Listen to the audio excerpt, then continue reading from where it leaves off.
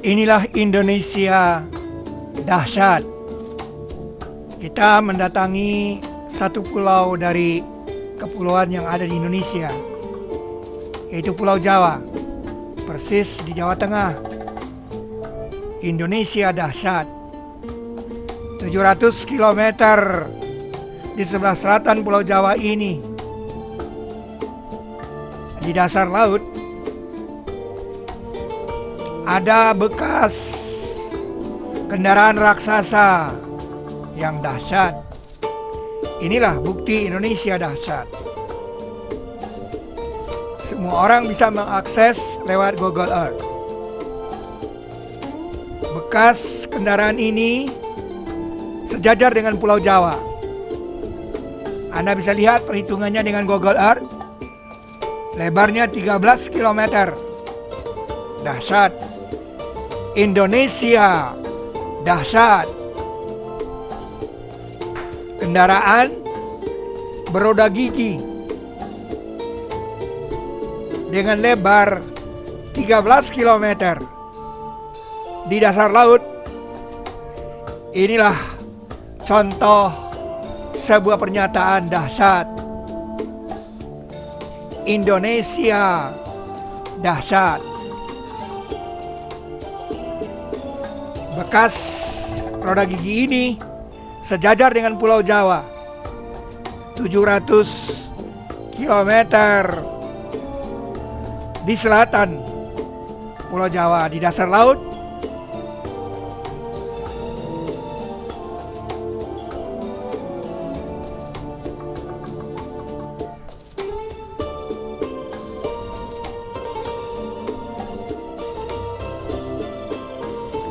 Ini ada pada halaman 167 dan 192 buku Borobudur peninggalan Nabi Sulaiman.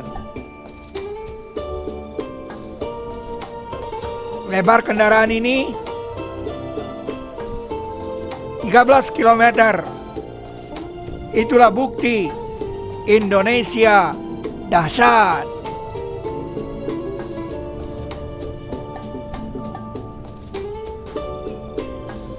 Dan ternyata gambar kendaraan itu kita temukan di sebuah bangunan di Jawa Tengah, yaitu Borobudur.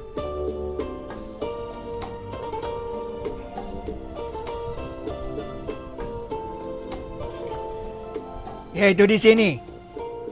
Di lantai 2 dari atas rupa datu.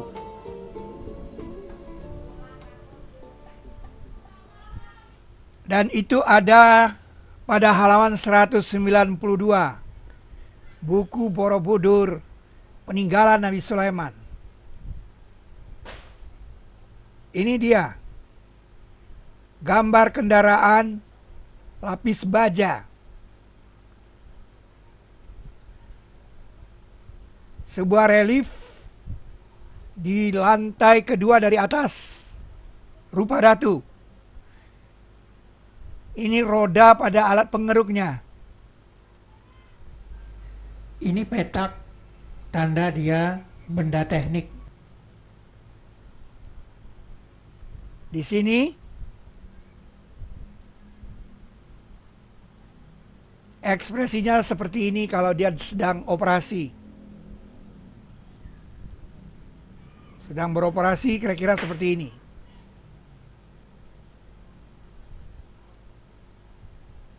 Di dalam Al-Quran surat Saba ayat 11 dikatakan benda itu bernama sabigat.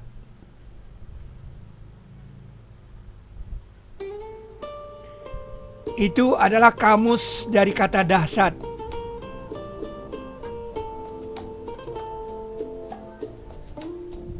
Sisa dari peninggalan kerajaan Daud. Dan kami dahsyatkan kerajaannya. Tujuannya adalah agar manusia bisa membayangkan apa itu dahsyat.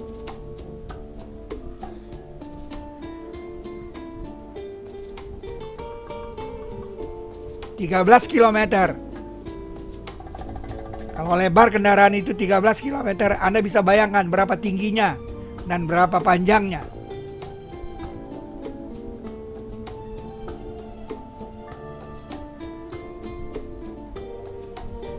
Nah, tujuannya adalah supaya kita bisa memahami ayat ini. Innahu qawiyyun syadidul iqab. Sesungguhnya dia kuat dahsyat. Apa dalam pikiran Anda dengan kata dahsyat, syadid? Gambarannya adalah kerajaan Daud itu dikatakan dahsyat. Kendaraannya saja lebarnya 13 kilometer. Sesungguhnya dia kuat dahsyat yang mempunyai balasan. Surat ke-40 ayat 22. Sesungguhnya Allah itu kuat dahsyat yang mempunyai balasan. Innallaha qawiyyun syadidul iqab. Jadi kamus dahsyat itu diletakkan di dasar laut 700 km di selatan Pulau Jawa.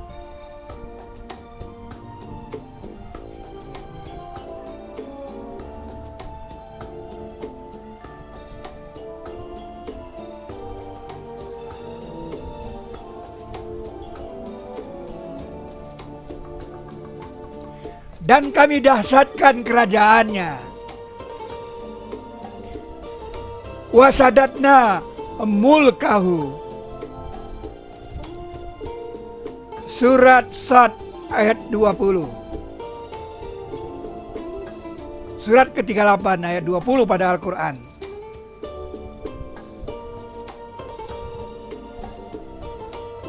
Kendaraan, bekas kendaraan, lebarnya 13 km.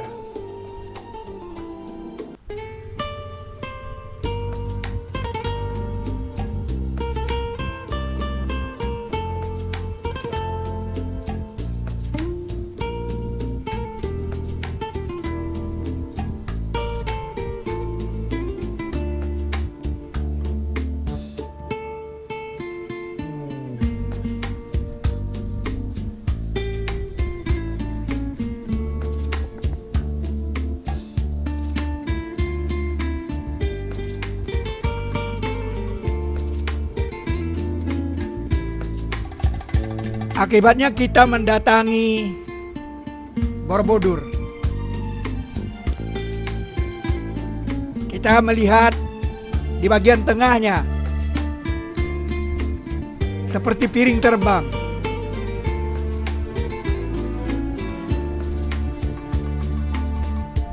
Yang disebut arupa Datu.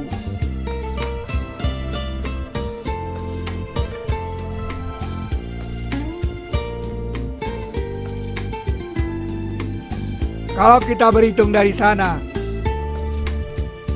kita menemukan bilangan 16. Kalau kita berhitung dari sini, kita menemukan bilangan 32.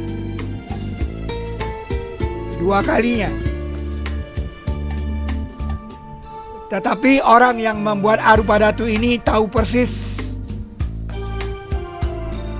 bilangan 19. Oleh sebab itu, dia menandainya dengan membuka terawangnya.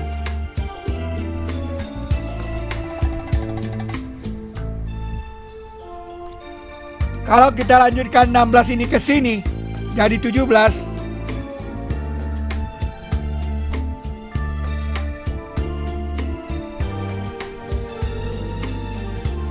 Ternyata orang ini dua kali menandai bilangan 19. Yaitu ini terawangnya dibuka.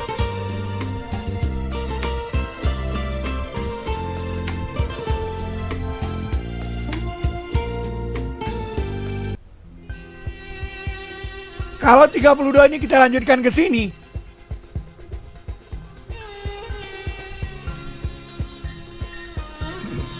ternyata orang ini lebih hebat dari Joyoboyo. Karena dia bisa meramal hari kemerdekaan Republik Indonesia. Dia membuat 8, 17, dan 45 segaris.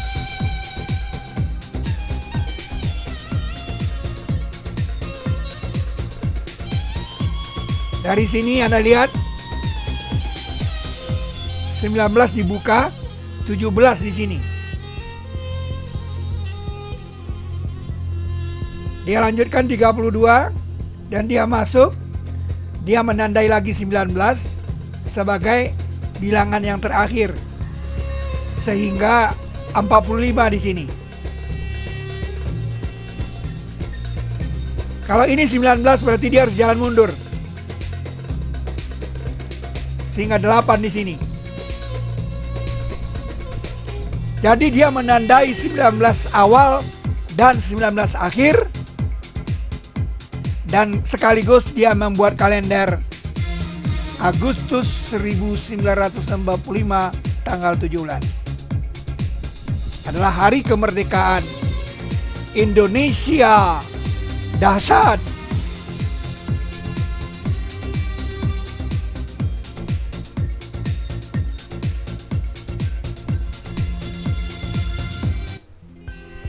Nah, dahsyatnya adalah sudut ini menyatakan sudut air. Anda tahu sudut air? Pernah Anda belajar tentang sudut air? Ini penjelasannya.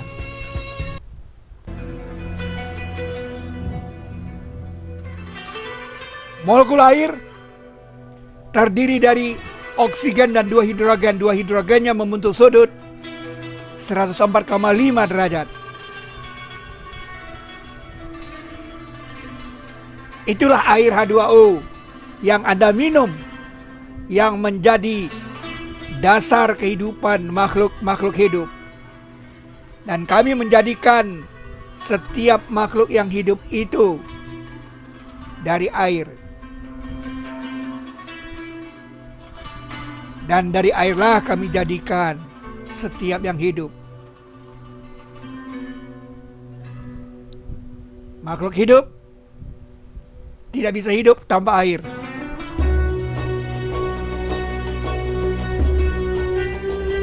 Jadi sudut air itu 104,5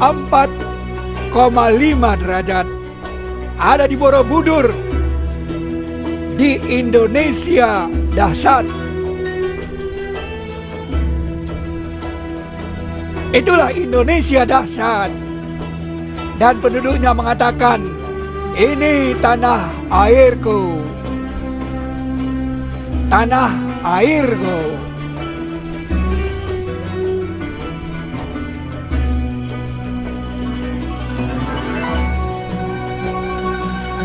Indonesia dahsyat.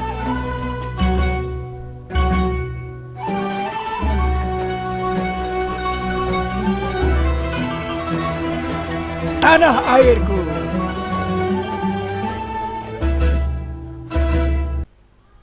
Nah, sudut air itu sudah kita temukan model matematikanya dalam Al-Quran. Yaitu pada permata sholat, pada matematika Islam. Di sini kita temukan bilangan besar 16 digit yang bolak-balik habis dibagi 19. 611, 611, 23, 11, 22, 1133 habis dibagi 19. Dan kalau dibalik juga habis dibagi 19. 33, 11, 22, 11, 32, 116, 116. Ini adalah model dari sa'i.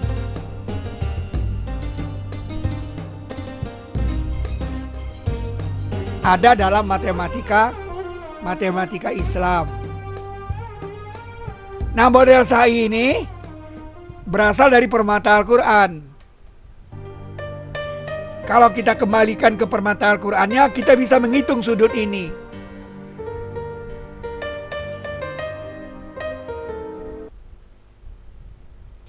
Nah,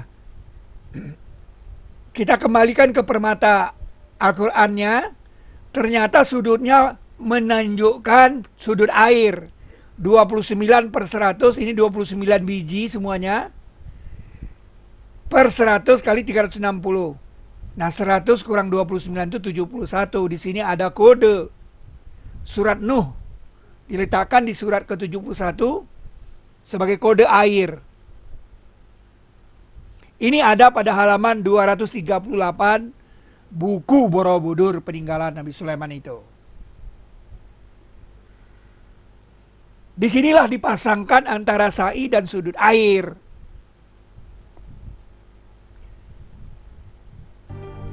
Dan ternyata Sofa dan Marwah itu juga membentuk sudut air. Disinilah kita baru paham mengapa Siti Hajar ditinggal di tempat yang tidak ada air, agar dia berlari-lari dengan moto mencari air.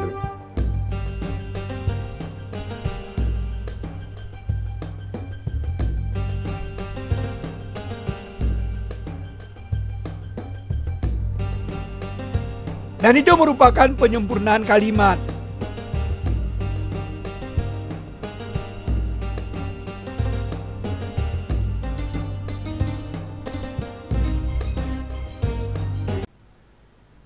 Jadi Siti Hajar sengaja ditinggal di tempat yang tidak ada air agar dia berlari-lari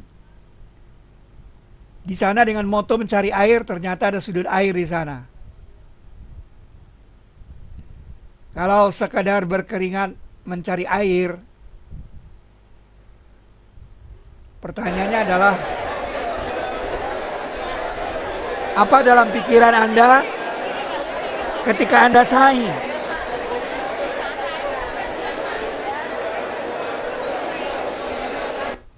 Apa dalam pikiran Anda ketika Anda sa'i? Wah, saya lagi nyari air nih, mentapatilasi Siti Hajar, lari-lari cari air. Kalau hanya sekedar itu, sa'i Anda kalah dengan sa'i burung. Ini burung petir, burung kilat. Di tengah-tengah hujan kilat gelap, mereka juga melakukan sa'i dan juga dengan moto cari air. Mereka kembali ke danau mereka ketika danau mereka telah mencair. Dia juga sa'i dan itu dia lakukan tiap tahun. Kalau Anda naik haji, pergi haji tiap tahun, sa'i tiap tahun, dia juga sa'i tiap tahun. Tetapi anak-anak mereka tidak bisa terbang. Bagaimana caranya? Mereka melakukannya dengan cara yang spektakuler. Anak-anak mereka jalan kaki untuk sampai ke danau mereka. Yang TK, yang SD dicampur. Yang SMU. Dan mereka tidak hanya sa'i berjalan, tapi juga menyeberangi sungai, menyeberangi air. Anda bisa bayangkan kalau Anda sa'i, setelah sa'i harus menyeberang sungai, berarti calon jamaah haji harus latihan berenang. Burung ini harus melakukan menyeberangi sungai untuk bisa sampai ke danau mereka, kemudian mereka tahalul. Anda bisa bayangkan. Jadi sa'inya burung ini lebih spektakuler dari sa'inya Anda. Kalau sa'i Anda itu hanya sekedar mentapatilasi Siti Hajar cari air.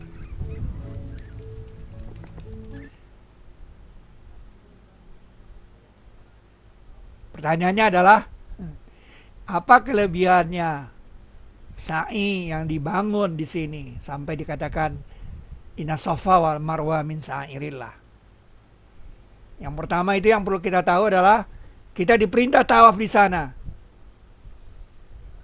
Waliyat tawafu bil baitil atiq. Hendaklah mereka tawaf di rumah tua itu.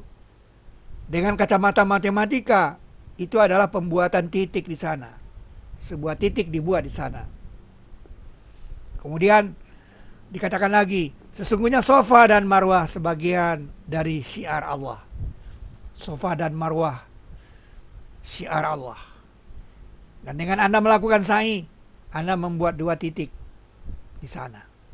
Terjadi 3 titik di situ.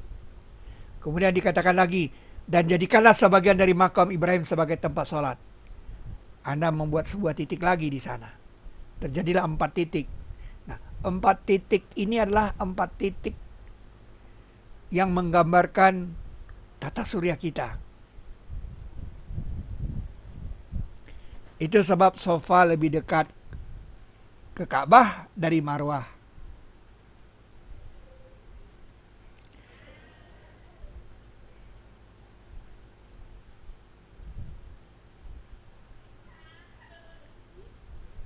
Inilah kelebihan daripada sa'i Siti Hajar.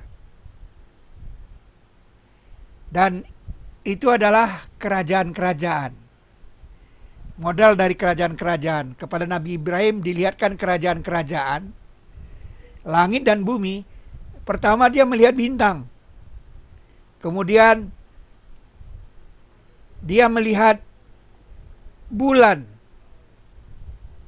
Kemudian dia melihat matahari. 3 benda angkasa itu sudah menjadi wakil kerajaan-kerajaan. Jadi ini adalah mewakili kerajaan. Modal dari kerajaan.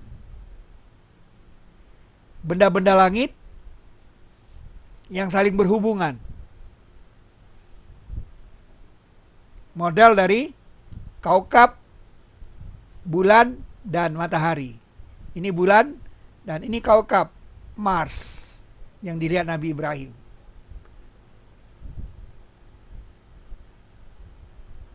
Maka itu Ibrahim dikatakan diberi kerajaan. Dalam pikiran kita kerajaan itu harus punya kereta perang, kereta kuda, harus ada istana, harus ada pasukan tentara, pasukan pemanah, pasukan kuda. Ternyata dalam sejarah Ibrahim itu tidak pernah jadi raja, tapi dikatakan dia diberi kerajaan. Apa dalam pikiran Anda tentang kerajaan? Bahkan keluarga Ibrahim dikatakan diberi kerajaan yang azim. Apa dalam pikiran Anda yang dikatakan kerajaan yang azim itu? Itulah 3 lingkaran ini yang menjadi kode kerajaan. Inilah yang saya katakan dahsyat. Kode ini adalah kode dahsyat, kode kerajaan. Dan itu ada di Borobudur, ada di Indonesia. Itu sebagian dari fenomena Indonesia dahsyat. Jadi inilah kode kerajaan. Di sini ada sudut air. Pertanyaannya adalah, siapa orang yang tahu sudut air itu dulunya, pastilah orang itu bisa melihat elektron. Orang itu pasti bisa melihat atom hidrogen. Berarti kecepatan penglihatan orang itu hebat sekali. Kita dengan teknologi modern baru tahu sudut air itu 104,5 derajat.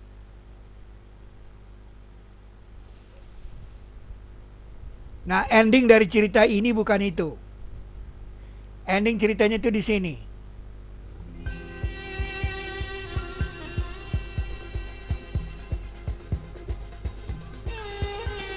Ada sudut air di sini.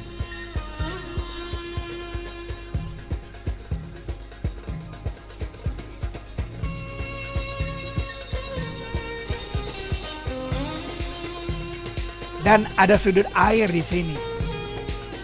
Secara matematis bisa dihitung. Nah, di sini dijelaskan ada sudut air di sini. Tapi sudut air itu bukan air lagi, tapi pintu air. Ini yang saya katakan bukit Al-Quran. Nah, pintu air. Pintu air bekas apa itu? Disinilah terjadi kembaran Sofa dan Marwah.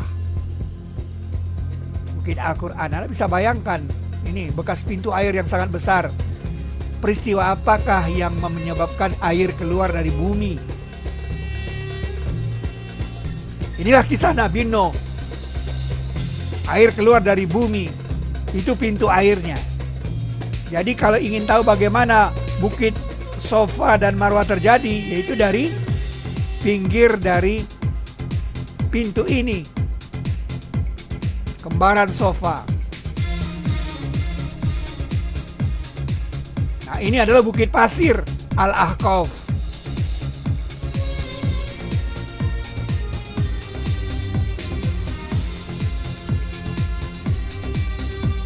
Di sini ada sudut air, tapi bukan sekadar sudut air. Sudut air itu dipertegas oleh pintu air.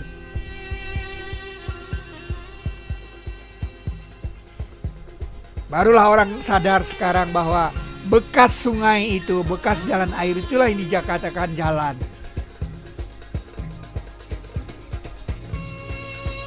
Itulah Indonesia dahsyat.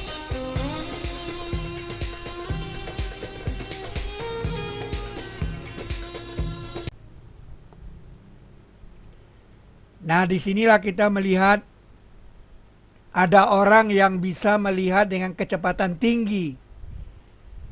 Bukan saja dia bisa melihat elektron, tetapi dia bisa melihat setetes air yang dijatuhkan di atas air.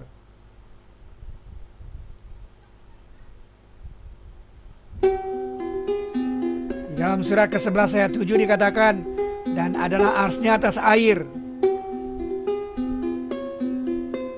Tuh, kalau air kita jatuhkan di atas air,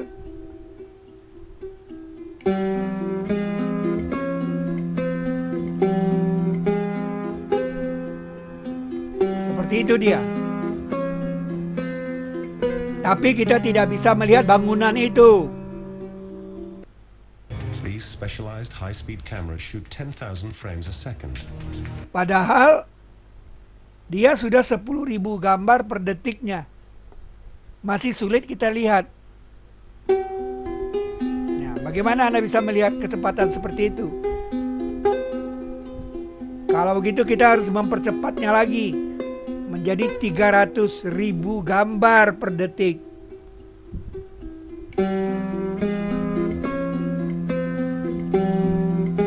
Nah, ini dia.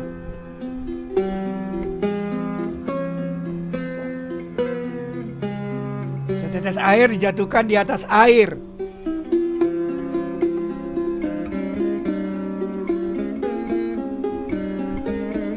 Kita bisa lihat karena dengan teknologi modern.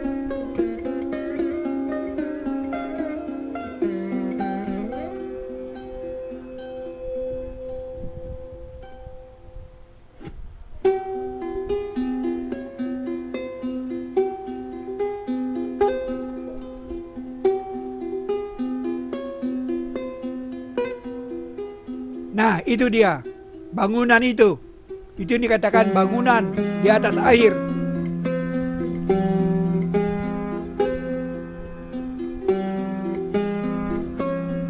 Seperti itu. Menurut Anda siapa yang bisa menirukan itu? Orang yang bisa meniru itu pasti bisa melihat bangunan di atas air. Berarti dia mempunyai kecepatan penglihatan yang tinggi sekali. Siapa dia?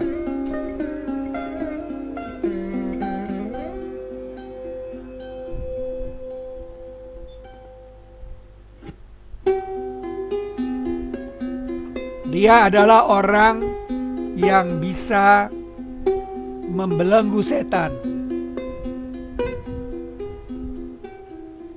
Berarti kecepatan penglihatannya luar biasa.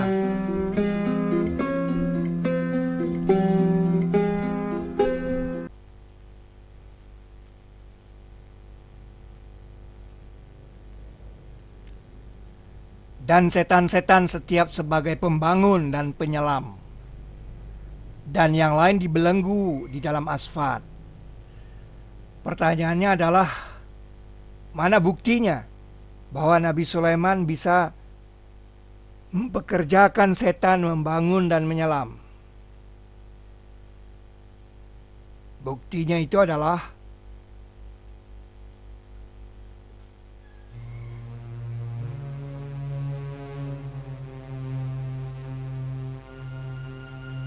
dan setan-setan setiap sebagai pembangun dan penyelam. Bangunan setinggi 1,8 km, lebarnya 2,7 km, 62 km sebelah utara Jayapura, Indonesia. Ini yang dikatakan Indonesia dahsyat.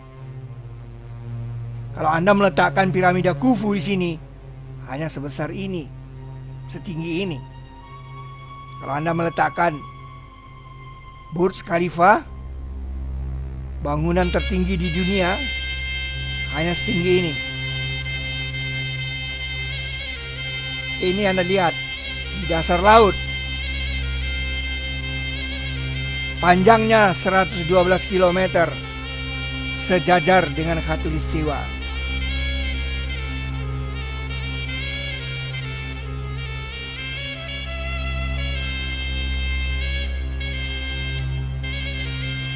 Tingginya 1,8 km, lebarnya 2,7 km, panjangnya 112 km, 62 km dari Jayapura, Indonesia. Ini bukti ayat itu.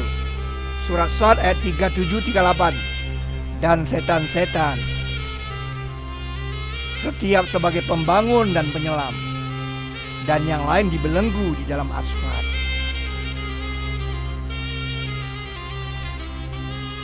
Dan sebagian dari setan-setan yang menyelam untuknya, dan mereka kerjakan amalan selain itu, dan adalah kami kepada mereka menjaga.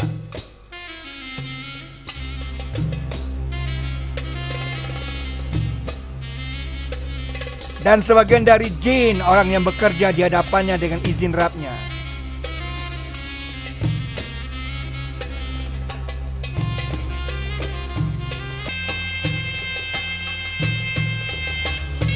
Mereka kerjakan untuknya apa-apa yang ia kehendaki dari gedung-gedung yang tinggi. Dan setan-setan setiap sebagai pembangun dan penyelam.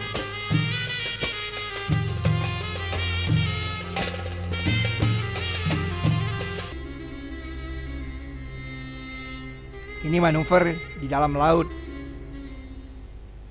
Inilah asfalt, tempat membelenggu setan-setan.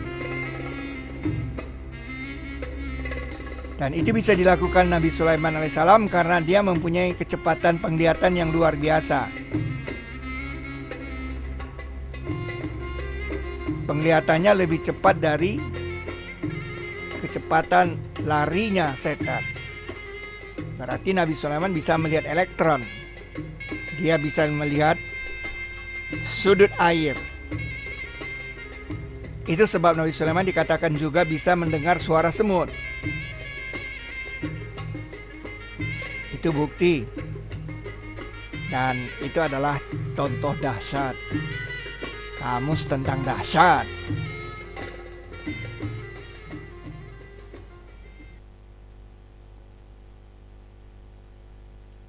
Dan setan-setan setiap sebagai pembangun dan penyelam. Itulah Asfad, the Solomon Wall.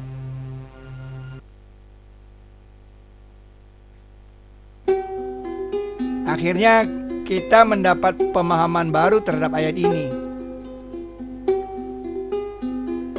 Ayat ini memakai kata penglihatan. Jadi orang yang berilmu kitab itu tahu bahwa Nabi Sulaiman mempunyai penglihatan yang canggih.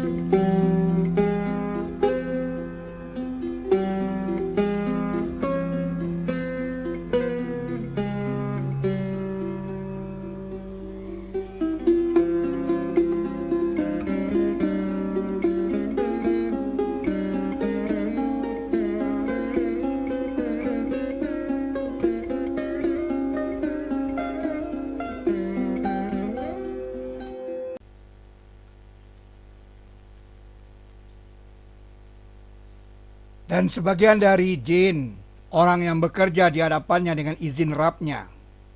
Surat Saba ayat 12. Mereka kerjakan untuknya apa yang ia kehendaki dari gedung-gedung yang tinggi dan patung-patung. Di sini pakai kata tamasil. Halaman 36. Buku Indonesia Dahsyat. Borobudur peninggalan Nabi Sulaiman. Dan patung-patung dan piring-piring seperti kolam dan kuali. Apa bukti bahwa Nabi Sulaiman menyuruh jin membuat patung-patung? Apa bukti? Ini bukti. Ini gambar rambut yang dipelintir. Ini mustahil dipahat. Ini pasti dilunakkan. Rambut dipelintir. Mustahil ini dipahat. Orang memegang kain, halaman 40. Orang memegang kain. Mengapa dia memegang kain? Karena dia melihat ada air. Mengapa dikatakan air? Karena ada ikan. Tetapi dia menyangka. Apa yang menyebabkan dia menyangka? Karena ada bunga di sini. Bunga ini sebagai fenomena penciuman. Nah, bunga itu ditarik ke atas sebagai penciuman. Dia sangka air. Lalu dia angkat kainnya. Seperti kolam ada ikan. Dia memegang kainnya dan ini dipahat di atas batu. Tidak mungkin. Ini dilunakkan. Karya jin. Karya jin, karya yang lebih hebat dari Mona Lisa yang jelek. Ini hebat. Karya jin. Di mana? Di Indonesia Dahsyat. Anda harus melihatnya. Maka ketika ia lihat ia sangka kolam.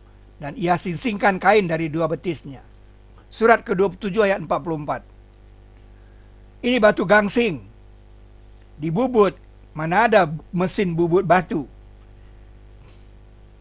Ini dilunakkan. Dicetak. Dilunakkan.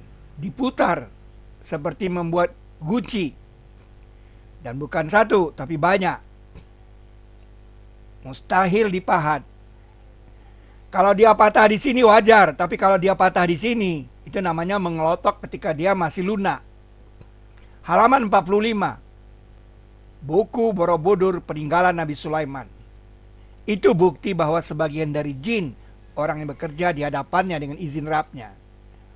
Mereka kerjakan untuknya apa yang ia kehendaki dari gedung-gedung yang tinggi dan patung-patung. Dan piring-piring seperti kolam dan kuali yang tetap. Tamasil.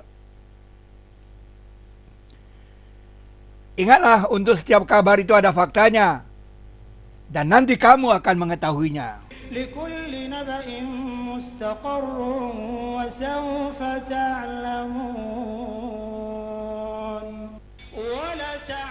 Dan kamu akan tahu kabarnya setelah satu masa.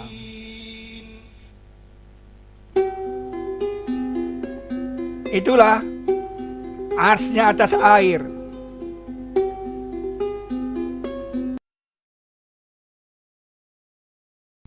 Selain itu, Kita juga melihat di sini ada pengkamusan ars. Jadi bukan saja melihatkan bangunan di atas ars, bangunan di atas air, itu ini. Dalam Al-Quran dikatakan sayap malaikat itu 2, 3, dan 4. Nah, kalau kita bagi 8, arupa datu itu dia menunjukkan bilangan 2, 3, 4. Seperdelapannya. Sehingga dia menunjukkan 8 malaikat. Jadi dia benar-benar melihatkan bahwa ini adalah ars, bangunan. Karena ada ayat Al-Quran yang mengatakan bahwa ars itu dipikul oleh 8 malaikat. Jadi ada sudut air di sini. Dan ada bangunan di atas air di sini. Dan ada kode kerajaan di sini. Ini dikatakan Indonesia dahsyat. Dan ada bilangan-bilangan yang membuktikan bahwa tamasil itu bukan tamasil Buddha. Ini kalau kita masuk ke sini pakai surat Al-Insan ayat 19 itu adalah melihatkan wildan, anak muda. Maka itu di sini tamasilnya anak muda. Nih. Dan melayani atas mereka wildan, anak muda ini. Laki-laki muda. Yang kekal. Yatufu alaihim wildanun mukhalladun. Ya, yang kekal, wildan yang kekal. Jika engkau lihat mereka, engkau sangka mereka mutiara yang bertaburan. Maka itu anak ini dibikin muda. Ini bukan patung Buddha. Ini wildan. Coba Anda perhatikan, di dunia tidak ada yang dikatakan patung Buddha seperti ini. Lihat matanya. Ini pencontohan dari pelayan di sorga. Siapa yang buat? Yang buatnya jin dan setan. Perintah dari Nabi Sulaiman.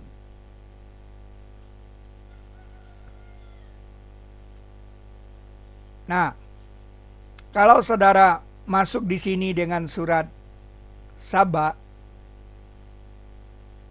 1, 2,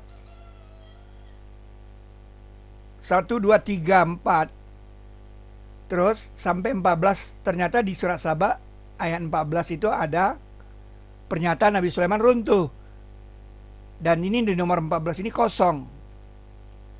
Nih. Nabi Sulaiman runtuh. Maka itu tamasil di sini kosong. Karena Nabi Sulaiman bertekan dengan tongkat yang pendek. Ini relief tongkat pendek. Jadi Nabi Sulaiman itu bertekan dengan tongkat pendek. Ketika tongkatnya dimakan rayap, dia ambruk. Itu alasan mengapa di sini kosong. Persis di ayat 14 surat Saba. Dan itu nomor 14 kalau kita berhitung dari sini. 1, 2, 3, 4.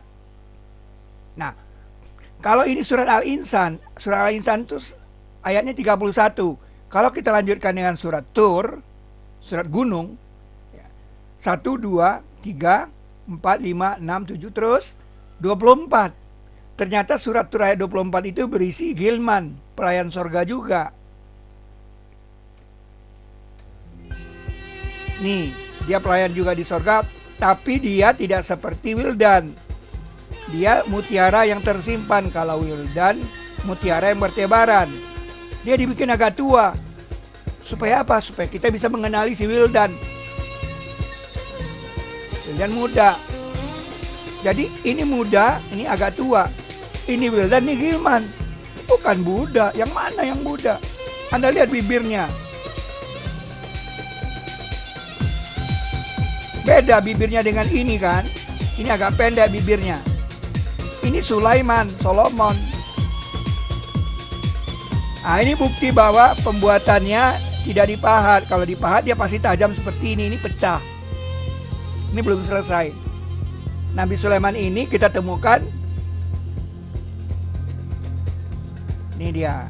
Ini Nabi Sulaiman yang belum selesai. Ini model Nabi Sulaiman. Jadi ini bukan tamasil Buddha. Nah, Nabi Sulaiman itu di sini. Nah, ini Nabi Daudnya. Nah, ini tabut di bawah Nabi Daud. Ini serah terima kerajaan. Lihat bibirnya pendek. Lihat rahangnya. Tidak seperti rahang orang Jawa. Lihat. Ini Nabi Daud. Jadi ini bukan tamasil Buddha.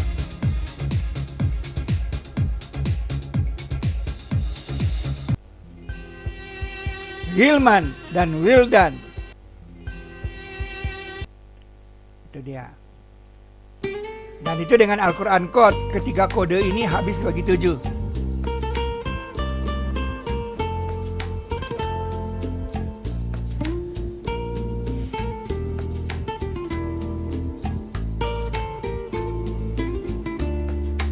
Itulah bukan tamasil Buddha.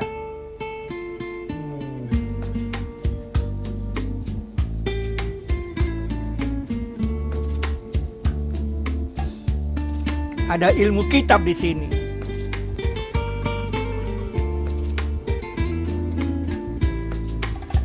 Anda lihat, dia seperti sudah terbakar, seperti sudah meleleh, seperti sudah dimasak. Tapi yang di Ratu Boko, di Istana Ratu Boko masih asli. Mengapa? Mengapa berbeda? Karena dia telah pindah dengan kecepatan melebihi cahaya. Dia telah pindah.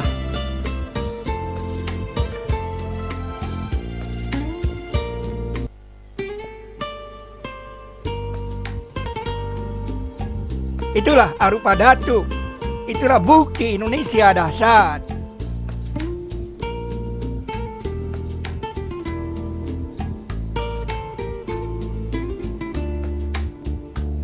Ada benda yang pindah di sini dengan melebihi kecepatan cahaya sehingga terjadi kekosongan di sini. Ini dikatakan kolil, sedikit dibangun sayap.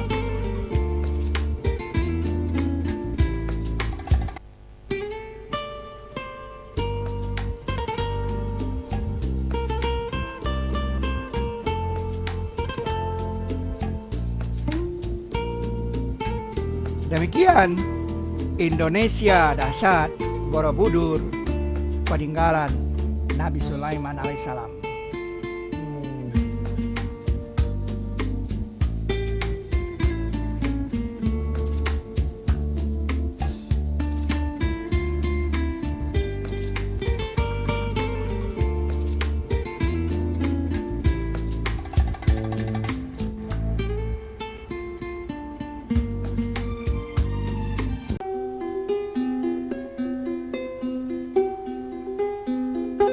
Kalau kita turun ke Ka'bah, kita membuat garis dari Rukun Syam ke Hajar Aswad. Ini adalah garis penghadapan Hajar Aswad dan dulu disebut garis coklat. Awal tawaf di situ. Halaman 93 dan 94. Buku Borobudur, peninggalan Nabi Sulaiman. Ternyata garis itu persis melintas di atas Arsaba.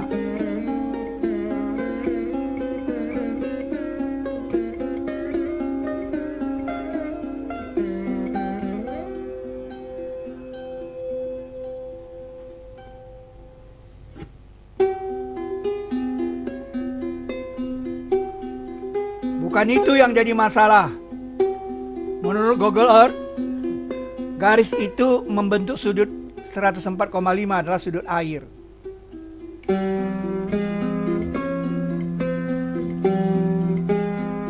Jadi sudut air 104,5 terhadap kutub utara.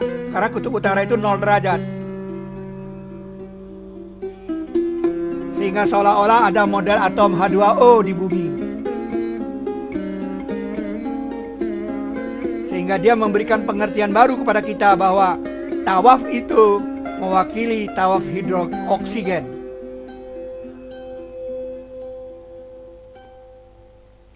Au kutiyat bil ardu, atau dipotong dengannya bumi, maka Al-Quranlah dia. Itu bisa dilakukan karena jin telah raba-raba langit sebagai tentara Nabi Sulaiman. Dia bisa melihat bagaimana membuat garis lurus.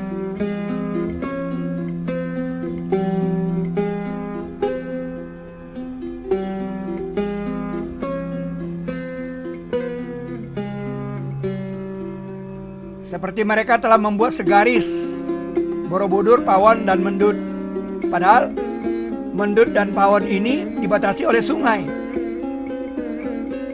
Dan mereka tahu kalau gerhana itu segaris lurusnya matahari, bulan, dan bumi. Sebuah ilmu pengetahuan yang tidak mudah. Dan tahun 1986 gerhana benar-benar lewat di sini. Dan kami telah raba-raba langit. Itulah. Dan dikumpulkan bagi Sulaiman tentaranya dari jin dan manusia dan burung. Maka mereka dibagi-bagi. Itulah Indonesia. Dahsyat.